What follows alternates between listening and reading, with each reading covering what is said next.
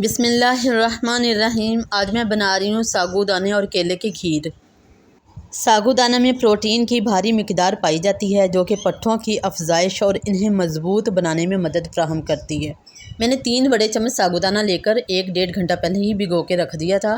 اب میں نے 1 کپ دودھ لیا ہے اور دودھ گرم ہے۔ اس کے ساتھ ہی جو بھیگا ہوا ساگو دانہ وہ شامل کر دوں گی اور 2 ہی منٹ لگیں گے اس کو پکنے میں، کیونکہ ساگو دانہ پہلے سے بھیگا ہوا ہے اور دودھ گرم ہے۔ ساگو دانہ وٹامن کے، کیلشیم اور آئرن سے بھی بھرپور ہوتا ہے۔ یہ اجزاء ہڈیوں کی صحت بہتر بنانے اور ان کو لچکدار بنانے میں اہم کردار ادا کرتے ہیں۔ بچوں کے قد کو بڑھانے کے لیے اور ان کی ہڈیوں کو مضبوط بنانے کے لیے ساگو دانہ بہترین غذا ہے۔ اس سے معدے کے تمام مسائل، قبض، بدہضمی، گیس وغیرہ کے ساتھ ساتھ کولیسٹرول کی سطح کو بہترین بنانے میں بھی مدد ملتی ہے۔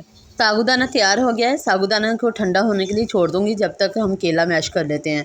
تو میں 1 کیلا استعمال کر رہی ہوں۔ اگر بڑے بچے کھا رہے ہیں تو ان کے لیے آپ 2 کیلے بھی استعمال کر سکتے ہیں۔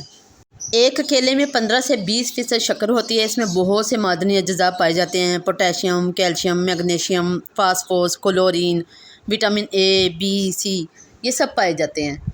کیلا بچوں کے لیے اتنا اہم ہے کہ بچوں کو توانائی فراہم کرتا ہے، نظام ہاضمہ بہتر بناتا ہے، ہڈیوں کو مضبوط بناتا ہے، دماغی نشوونما میں مدد دیتا ہے، مدافعتی نظام کو بہتر بناتا ہے، خون کی کمی کو دور کرتا ہے۔ بچوں کو روزانہ 1 کیلا ضرور کھلانا چاہیے۔ میں نے کیلے کو اچھی طرح میش کر کے کھیر میں شامل کر دیا ہے۔ کھیر اور کیلے کو اچھی طرح مکس کر لیا ہے۔ اب میں اس میں 1 کیلا کاٹ کر بھی شامل کر رہی ہوں، کیونکہ میری 4 سال کی بچی ہے تو وہ کھا لے گی، اور جن کا بچہ چھوٹا ہے وہ کیلے کے چھوٹے چھوٹے پیسز کر کے اس میں شامل کر سکتے ہیں۔ دبلے پتلے اور کمزور جسم والے بچوں میں ساگو دانے کی کھیر کھانے کا معمول بنا لیں۔